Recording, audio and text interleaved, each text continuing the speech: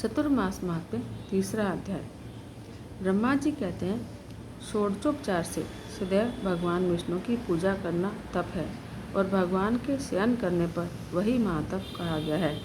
इसी प्रकार सदा पंचयज्ञों का अनुष्ठान भी तप है, परंतु चतुर्मास में श्रीहरि को निवेदन करने पर वही महातप हो जाता है। ऋतु काल में स्त्री के साथ संबंध करना गृहस्थ के लिए सदा ही तप माना गया है, किंतु वहीं चतुर्मास में श्रीहरि की प्रीति के लिए किया जाए तो महातप है। और सदा सत्य बोलना तप है। यह भूतल पर निवास करने वाले प्राणियों के लिए दुर्लभ तप कहा गया है। देवेश्वर श्रीहरि के शयन करने पर यह सत्य भाषण रूपी तपस्या करने वाला मनुष्य अनंत फल का भागी होता है। अहिंसा आदि गुणों का पालन करना सदा ही तप है, किंतु चतुर्मास में वैर भाव का परित्याग करके उसका पालन किया जाए तो वह महातप कहा गया है। पंचायतन पूजा महातप है। मनुष्य चतुर्मास में श्रीहरि की प्रीति के लिए इस महातप का विशेष रूप से अनुष्ठान करे। सभी पर्वों के अवसर पर सदा दान देना चाहिए, यह तप है, परंतु चतुर्मास में विशेष रूप से उसका पालन करने पर वह दान अनंत होता है। चौमासे में दो प्रकार का शौच ग्रहण करना चाहिए, एक बाह्य शौच और दूसरा आंतरिक शौच। जल से नहाना धोना बाह्य शौच कहलाता है और श्रद्धा से अंतःकरण की शुद्धि करना आंतरिक शौच कहलाता है। इंद्रियों का निग्रह करना चाहिए, यह तपस्या का उत्तम लक्षण है, किंतु चतुर्मास में इंद्रियों की चंचलता दूर हो तो वह महातप कहा जाता है। इंद्रिय रूपी घोड़ों को काबू में रखकर मनुष्य सदा सुख पाता है। वे इंद्रिय रूपी अश्व जब कुमार्ग में चलने लगते हैं तब जीव को नरक में गिराते हैं। यह काम महान शत्रु है, इस एक को ही दृढ़तापूर्वक जीते। जिन महात्माओं ने काम को जीत लिया है उन्होंने संपूर्ण जगत पर विजय पा ली है। काम और संकल्प पर विजय पा लेना ही उत्तम तपस्या का मूल है। वही सबसे उत्तम ज्ञान है जिसके द्वारा काम को जीत लिया जाए। लोभ सदा त्याग देने योग्य है, क्योंकि लोभ में पाप की स्थिति है। लोभ को जीत लेना ही तप है। चतुर्मास्य में इसका विशेष महत्व है। मोह का अर्थ है अविवेक, वह सदा त्याग देने योग्य है। जो मोह से रहित है वही ज्ञानी है। मनुष्यों के शरीर में रहने वाला मद ही महान शत्रु है।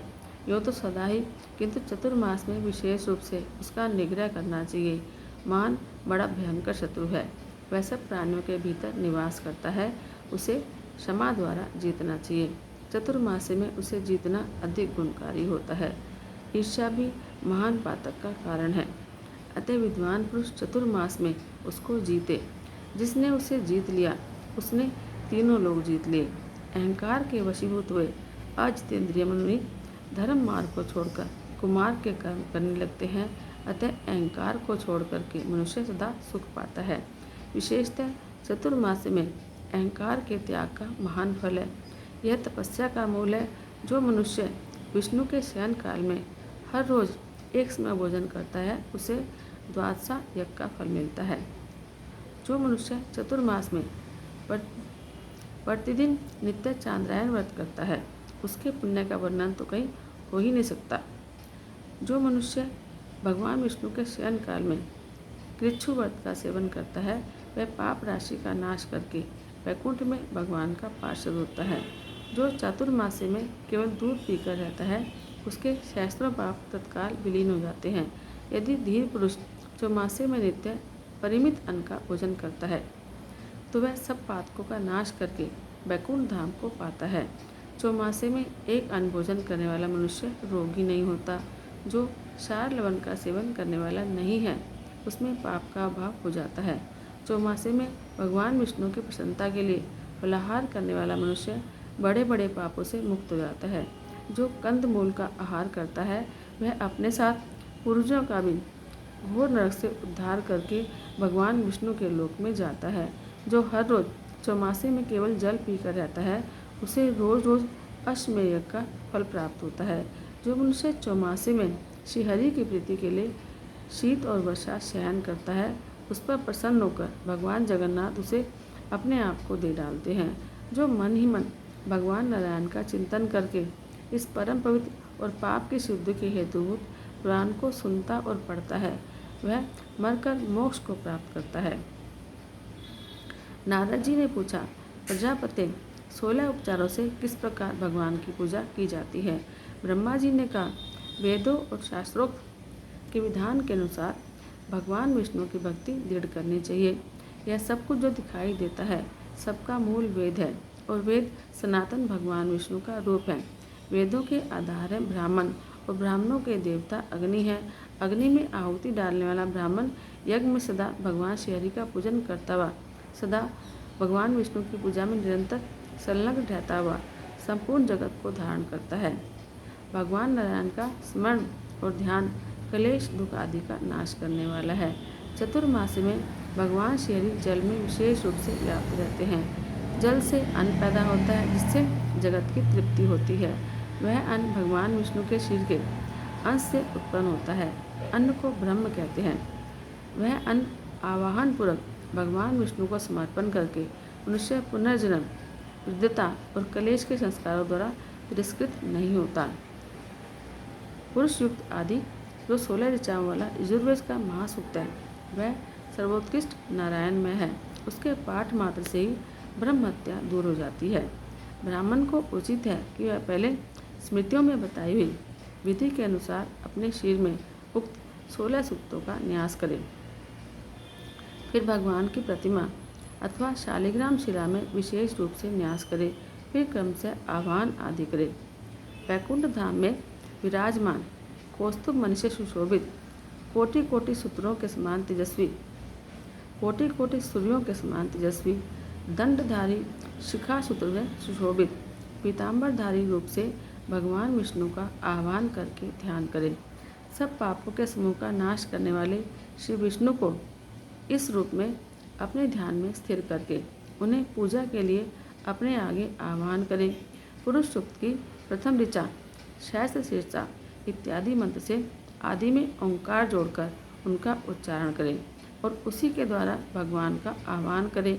इसी प्रकार दूसरी ऋचा पुरुष अवेदम इत्यादि से पार्षदों से श्रीहरि को आसन समर्पित करें। ये सभी आसन सोने में हैं। ऐसा मन ही मन चिंतन करें कि आसन सोने के हैं।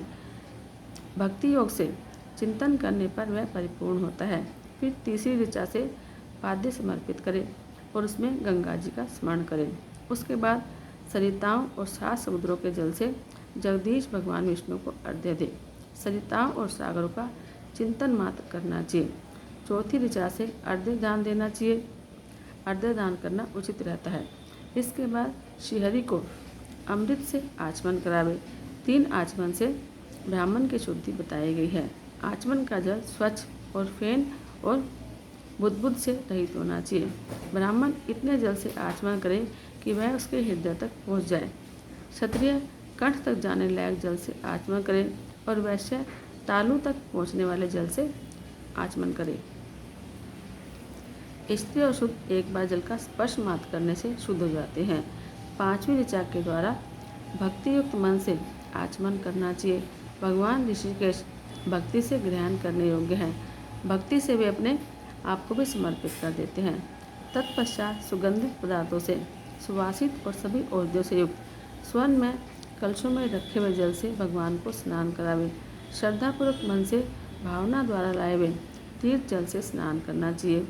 श्रद्धा के बिना दी हुई रत्नों की राशि भी निष्फल होती है और श्रद्धा से दिया हुआ जल भी अक्षय फल देने वाला होता है। छठी ऋचा से स्नान करा के पुनः आचमन कराना चाहिए। 7वीं ऋचा से भगवान विष्णु के लिए वस्त्र देना चाहिए। 8वीं से यज्ञोपवीत समर्पित करें। 9वीं ऋचा से यज्ञ मूर्ति श्रीहरि के श्री अंगों पर उत्तम चंदन का लेप करना चाहिए, जिसने सुंदर यक्ष कर्दम के द्वारा जगत गुरु भगवान विष्णु के अंगों में लेप किया है। उसने अपने श्वेत से इस संसार को आच्छादित और तृप्त किया है। चंदन देने वाला मनुष्य संसार में अपने तेज से भगवान सूर्य के समान होकर देव भाव को प्राप्त होता है और ब्रह्मादि देवताओं के लोक में आनंद का अनुभव करता है। जो मनुष्य चतुर्मासे में भगवान विष्णु को चंदन के आलेप से सुंदर रूप में देखते हैं वे कभी यमपुरी में नहीं जाते। 10वीं ऋचा से भक्तिपूर्वक पुष्प चढ़ाकर भगवान केशव की पूजा करें। पुष्पों से पूजित हुए भगवान विष्णु को यदि दूसरे लोग भी प्रणाम करते हैं तो उन्हें भी अक्षरलोक की प्राप्ति होती है। 11वीं ऋचा से श्रीहरि को धूप दान देना चाहिए, यानी धूप दान करना चाहिए। उत्तम गंध से युक्त दिव्य वनस्पति का रस और अतिशय सुगंधित यह धूप संपूर्ण देवताओं के सूंघने योग्य है। भगवान आप इसे ग्रहण करें। इस मंत्र का उच्चारण करके भगवान को अगरू का धूप निवेदन करें। चतुर्मास्य में इसका महान फल है। कर्पूर, चंदन दल, मिश्री, धातु और जटामासी से धूप को श्रीहरि के शयनकाल में निवेदन करना चाहिए। देवता सूंघने से ही प्रसन्न हो जाते हैं। अतः धूप उनकी ग्रहणेंद्रिय को तृप्त करने का शुभ साधन है। मुक्ति की इच्छा रखने वाले पुरुषों को 12वीं ऋचा से दीप दान करना चाहिए। जो चतुर्मास में भगवान विष्णु के आगे दीप दान करता है उसकी पाप राशि पल भर में जलकर भस्म हो जाती है। दीप दान के अलावा उसके बाद मोक्ष पद में स्थित भक्ति युक्त पुरुष को 13वीं ऋचा से भगवान को अन्न में नैवेद्य अर्पण करना चाहिए। अन्न दान के अनंतर भगवान को पुनः आचमन कराना चाहिए। फिर 14वीं ऋचा से सब पापों का नाश करने वाली आरती उतारें और भगवान को नमस्कार करें। 15वीं ऋचा के द्वारा ब्राह्मणों के साथ भगवान के चारों ओर घूमकर परिक्रमा करनी चाहिए। 4 बार परिक्रमा करने से चराचर प्राणी से संपूर्ण जगत की परिक्रमा और भगवत संबंधी तीर्थों की यात्रा संपन्न हो जाती है। तत्पश्चात 16वीं ऋचा के द्वारा भगवान विष्णु के साथ अपनी एकता का चिंतन करें। मैं ही सदा विष्णु हूँ, इस प्रकार अपने मन में भावना करने वाला ब्राह्मण जीवन मुक्त हो जाता है। चौमासे में ब्राह्मण को विशेष रूप से योग युक्त होना चाहिए। इस प्रकार यह मोक्ष मार्ग प्रदान करने वाले भगवान विष्णु की भक्ति बताई गई। इति श्री चतुर्मास महात्म्य 3 अध्याय।